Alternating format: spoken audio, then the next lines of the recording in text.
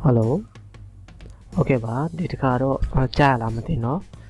Maya tik biro ase ma biro na chat le ne lou ne ya la so ro di karo no Microsoft PowerPoint ထဲမှာပေါ့နော် Microsoft PowerPoint ထဲမှာပုံတွေကိုဘယ်လိုထည့်မလဲ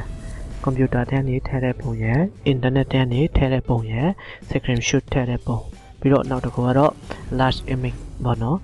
ပုံ site အရင်ကြီးတဲ့ဟာတွေကို PowerPoint ထဲမှာထည့်ရင်ဖြစ်တတ်တဲ့ပြဿနာပေါ့နော် issue ကိုဘယ်လိုဖြေရှင်းမလဲ zooming ကိုဘယ်လိုလုပ်မလဲဆိုတဲ့အရာလေးကိုကျွန်တော်ပြောပြပေးတော့မှာဖြစ်ပါတယ်ဆိုတော့ PowerPoint ထဲဝင်ရအောင်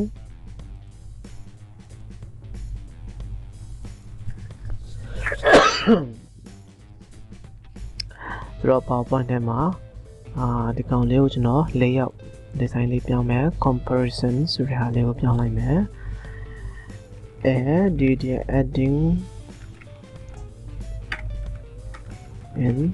adding picture in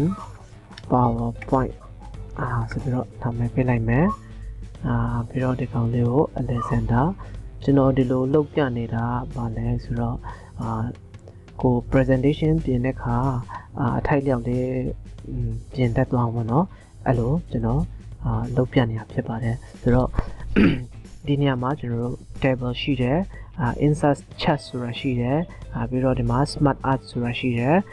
ဒါတွေ 3D model အများကြီးရှိတယ်ပေါ့နော်အဲ့မှာ1 2 3 4 5 6 8ဒီ8ခုရှိတယ်insert ထဲကနေလည်းယူလို့ရပါတယ်ဒါမဲ့ဒီကျွန်တော်တို့ home ထဲကနေ layer ကိုကျွန်တော်တို့သူတို့ပေးထားတဲ့ layout လေးတွေကိုယူမယ်ဆိုရင်တော့အမှဒီကနေအလွယ်တကူ insert ထဲကိုသွားစရာမလိုဘဲနဲ့အလွယ်တကူ format လေးတွေသူတို့ကပေးထားတာဖြစ်ပါတယ်ဆိုတော့ကျွန်တော် picture ယူချင်တယ်ဆိုကြပါစို့အမှonline ကနေကျွန်တော်အရင်ပြမယ်ဒါ computer ထဲကနေပြတာပေါ့နော် computer ထဲကနေထည့်တာပါ picture ကို online ထဲကနေယူချင်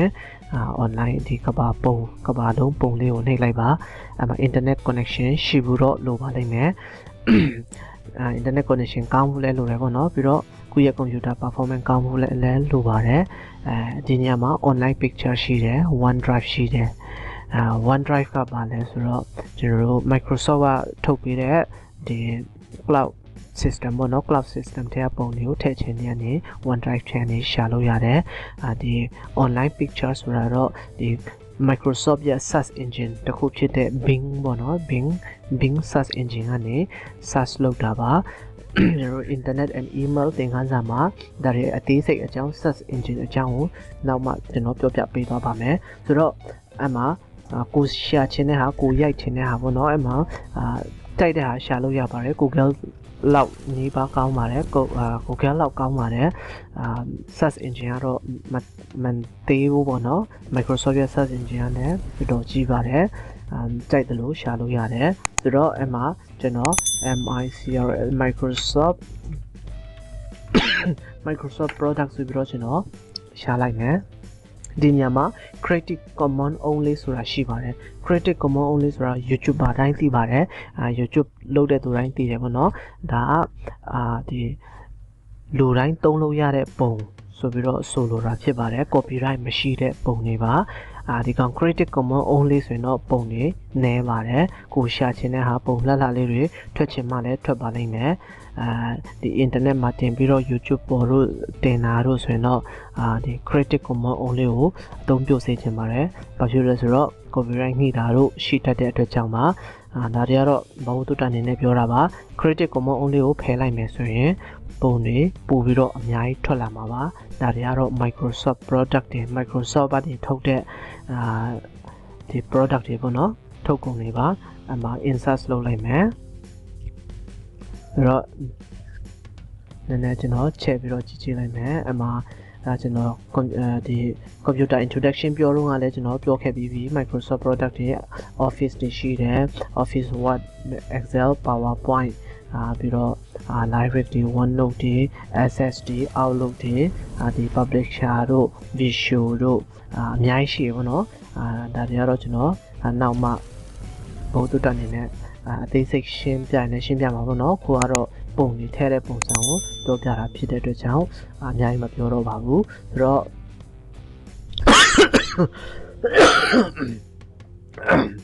rồi em mà cho nó title bên này mẹ Microsoft product server bên này mẹ để phải mà cho nó đã online này bia là nó online này mình bia bên này để picture thế này bia lại mẹ picture thế này bia mình xuyên đây ấy computer thế u Windows vào đây mẹ computer thế u cô computer thế mà xí thế hảo thà lâu dài đấy nó rồi đã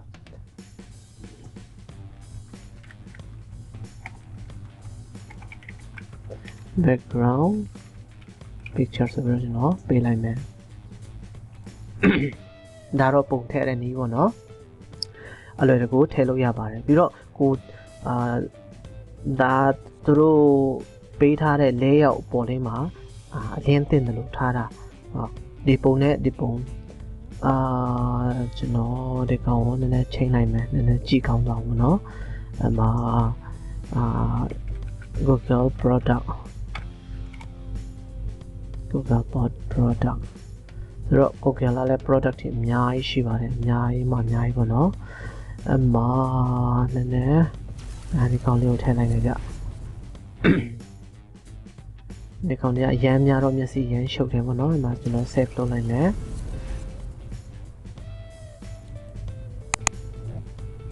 rồi để câu cho nó delete luôn này nè thay lại nè computer thì đi này cũng là đúng rồi đi này cho nó piak hết đấy aku insert trên này piak lại nè insert trên này picture số ra xí vào đấy picture này this device rồi đi computer thì hả bà thì câu này đủ vào đấy ví dụ online picture rồi đi câu này đủ vào đấy ví dụ section show số ra xí đấy photo album số ra xí đấy nào mà EC biểuပြမယ်ပေါ့နော်this PC this device here này desktop Google product okay mà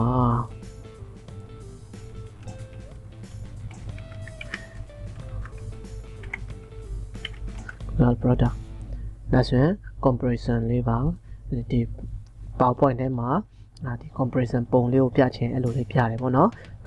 now new slide đã khôi lại mẹ new slide mà cho nó blank ở đây lại mẹ bảo biểu bia trên lấy rồi đó rồi tôi nhớ PowerPoint tông nét đồ gì bọn nó chỉ cần đó test thả ra đấy computer basic đó test thả ra đấyแต่แม่ general background music ဒီ background music တောင်ဖြစ်နေပြီ background picture တွေ change ခြင်းဘယ်လိုလုပ်လေရှိကြလဲဆိုတော့ကို computer ထဲကနေယူသုံးကြတယ်ပေါ့နော် computer ထဲနဲ့ယူသုံးကြပြီးတော့ကျွန်တော်ခုနကပုံလေးကို download ဆွဲထားတယ်ဒီကောင်လေးဆိုကြပါစို့ဒီကောင်ကျွန်တော်တို့ background အနေနဲ့သုံးချင်တယ်ဆိုကြပါစို့တော်တော်များများအဲ့လိုလုပ်ကြတယ်အဲ့လိုလုပ်ပြီးတော့အမှzoom ကိုဒီကောင်ကိုချဲ့လိုက်မယ်ဆိုရင်ဒီ PowerPoint slide ရဲ့ဒီစာရွက်နဲ့မကိုက်ငင်ဘူးเนาะမကိုက်ငင်တော့အဲ့လိုဆွဲပစ်ကြတယ်ပုံမှန်ဆိုရင်တော့ရလားဆိုရင်တော့ရတော့ရပါတယ်ဒါပေမဲ့ကျွန်တော်တို့နောက်ပိုင်းနေမှာPhotoshop တို့အသုံးပြုလာတယ်ဆိုရင်ဒါမျိုးတွေမသုံးသင့်ပါဘူးလုပ်လည်းမလုပ်သင့်ပါဘူးဘာဖြစ်လဲဆိုတော့ကျွန်တော်တို့ site ပြောင်းသွားပါတယ်ဒါ background ပုံမလို့တိတ်ပြီးတော့မတိထားတာပေါ့နော်တိတ်ပြီးတော့မတိထားတာပါလူပုံတို့ဒီလူပုံနဲ့ background ပုံတို့အဲ့လို Photoshop တကယ်လုပ်တယ်ဆိုရင်site တွေက change သွားတော့အဆင်မပြေပါဘူးအဲ့အတွက်ကြောင့်ကျွန်တော်တို့ဘယ်လိုလုပ်မလဲပုံလည်းမပြတ်အောင်ဒီပုံ site မပြောင်းသွားအောင်ဘယ်လိုလုပ်မလဲဆိုတော့ဒီကောင်လေးကို select လုပ်လိုက်ပါ format ရှိပါတယ် format တန်းဒီ crop ဆိုတာရှိပါတယ် crop ကနေကျွန်တော်တို့ crop လုပ်ရမှာဖြစ်ပါတယ်သူဒီကောင် PowerPoint ရဲ့ဒီ background site နဲ့တူသွားအောင်aspect ratio နဲ့လုပ်ရပါမယ် aspect ratio 1 ratio ရှိတယ် square ရှိတယ်ပေါ့နော် portrait ရှိတယ် landscape ရှိတယ်ကျွန်တော်တို့ကို portrait ပုံစံမျိုးယူထားတဲ့အတွက်ကြောင့် portrait ထဲဝင်လိုက်မယ် portrait ထဲကနေအမှ4 ratio 3ဒီနေရာမှာတစ်ချက်ပြောပြစရာတစ်ခုရှိပါတယ် PowerPoint 2010သုံးတဲ့သူတွေကတော့ပုံမှန်အားဖြင့်4 ratio 3အနေနဲ့လုပ်ပေးလေးရှိပါတယ်ဒီ PowerPoint ရဲ့ဒီစာမျက်ဒီစာအုပ် site ပေါ့နော်ဒီစာရွက် site ကိုအဲ့လိုလုပ်ပေးလေးရှိပါတယ်ကျွန်တော်တို့2013ကနေ2021ခုဆိုရင်21ထွက်နေပြီ21အထိကတော့ default အနေနဲ့သူက9 ratio 16 ratio 9ကိုပေးထားပါတယ်ဆိုတော့16 ratio 9နဲ့ကျွန်တော်တို့ crop လုပ်လိုက်မယ်ဆိုရင်အဲ့လိုလေမလိုအပ်တဲ့နေရာလေးတွေကို crop လုပ်လို့ရပါတယ်ဒါဆိုရင် crop ကိုနှိပ်လိုက်ပါဒါဆိုရင် background နဲ့ quality ဖြစ်အောင်ချိန်လို့ရပါပြီဒီကနေချဲလိုက်ပါတော့ဒီကနေချဲလိုက်ပါဒါဆိုရင်ပုံမပြတ်တော့ပါဘူးပုံမပြတ်တော့ဘဲနဲ့ original အတိုင်းပဲဓာတ်ပုံမျိုးထည့်သွင်းလို့ရပြီပေါ့နော်ဒါဆိုရင် background အနေနဲ့အသုံးပြုလို့ရတယ်ပေါ့နော်အဲ့တော့ background အနေနဲ့အသုံးပြုမယ်ဆိုရင်ဒီအတိုင်းအသုံးပြုလက်ရှိဒါတော့မဟုတ်ပါဘူးဒီတခြားနေရာနေတွားပြီးတော့လုပ်လို့ရှိပါတယ်ပုံမှန်အားဖြင့်အလွယ်လုပ်တဲ့နည်းပေါ့နော်ဒီခါမှာလာတော့ကျွန်တော် site ratio လုပ်တဲ့နည်းလေးကိုကျွန်တော်ပြောပြတာပါနောက်တစ်ခုကပါလဲဆိုတော့ insert မျိုးပဲကျွန်တော်ခေါ်လိုက်မယ်မျိုးပဲခေါ်လိုက်မယ်ပြီးရင်layout ထဲမှာမှဒီကောင်လေးကိုယူလိုက်မယ်ဆိုတော့အဲ့မှာblank ပဲယူလိုက်မယ်ဗျblank ပဲယူလိုက်မယ်ဆိုတော့ insert ထဲကနေဒီမှာရှိပါသေးတယ်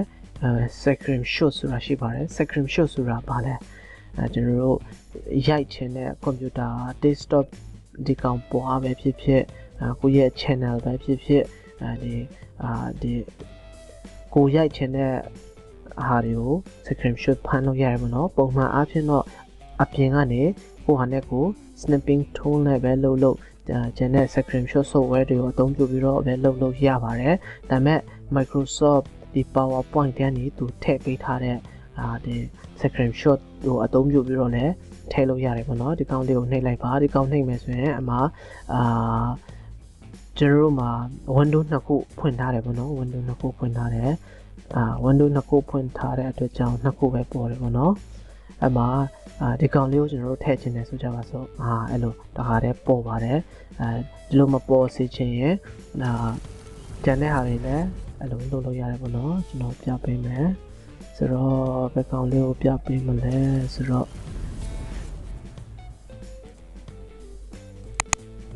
ဒီကောင်လေးကိုပြချလိုက်မယ်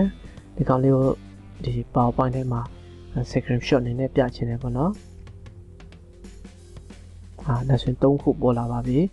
active ဖြစ်နေတဲ့ window တွေပေါ့နော်ဆိုတော့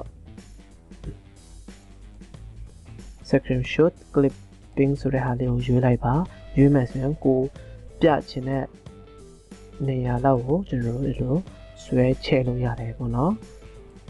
ဟုတ်ပြီဒါဆိုရင်ကျွန်တော်တို့ PowerPoint ထဲမှာကိုပြချင်တဲ့ဟာ screenshot ဒီတိုင်းပြလို့ရပါပြီဒီလိုလေးပြလို့ရတယ်ပေါ့နော်ဒါတော့ screenshot ကိုသုံးလည်းမရှိကြပါဘူးတခြားနည်းတွေနဲ့သုံးကြတယ်ဒီ PowerPoint ထဲကဒီ image ထဲက screenshot ကိုကျွန်တော်ကဒီ option တွေအားလုံးစုံအောင်ပြောပြချင်လို့ဒီလိုပြောပြတာပေါ့နော်ဒီလို screenshot ကိုအသုံးပြုလို့ရပါတယ်နောက်တစ်ခုကတော့ photo album ပါ photo album မှာတော့ဗာလဲဆိုတော့ကျွန်တော်တို့ဒီ company ဆိုကြပါစို့ presentation တစ်ခုလုပ်တယ်အဲ့မှာဓာတ်ပုံတီးတန့်ကိုပြချင်ရင်ဘယ်လိုလုပ်လဲရှိလဲဆိုတော့ပုံမှန်အားဖြင့်တော့ folder တစ်ခုထဲမှာထားပြီးတော့ပုံလေးတွေပြလိုက်ရှိရပါတော့အဲ့လိုမပြချင်မဲနဲ့ကျွန်တော်တို့ slide တစ်ခုအနေနဲ့ပြချင်ရင်ဘယ်လိုလုပ်လဲphoto album အနေနဲ့ပြလို့ရပါတယ် new album ကိုယူလိုက်ပါ new album ကိုယူပြီးတော့အမှာfile and dex ဆိုတဲ့ဟာလေးကိုရွေးလိုက်ပါရွေးပြီးတော့မှာကိုလိုချင်တဲ့ပုံတွေကိုရွေးလိုက်ပေါ့နော်အမှာကျွန်တော်တော့ရှိတဲ့ပုံလေးကိုပဲအလုံး select လုပ်လိုက်မယ် insert ကိုလုပ်လိုက်ပါဒါဆိုရင် create ပေါ့နော် create ဆိုရင်နောက်ဒီ PowerPoint တစ်ခုနဲ့တက်လာပါလိမ့်မယ်အဲ့လိုပေါ့နော်ဆိုတော့ဒါကို photo album တစ်ခုအနေနဲ့သူက PowerPoint တစ်ခုအနေနဲ့ပြပေးတာပေါ့နော်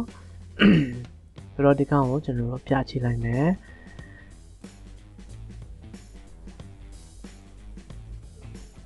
slide show တဲ့နေ show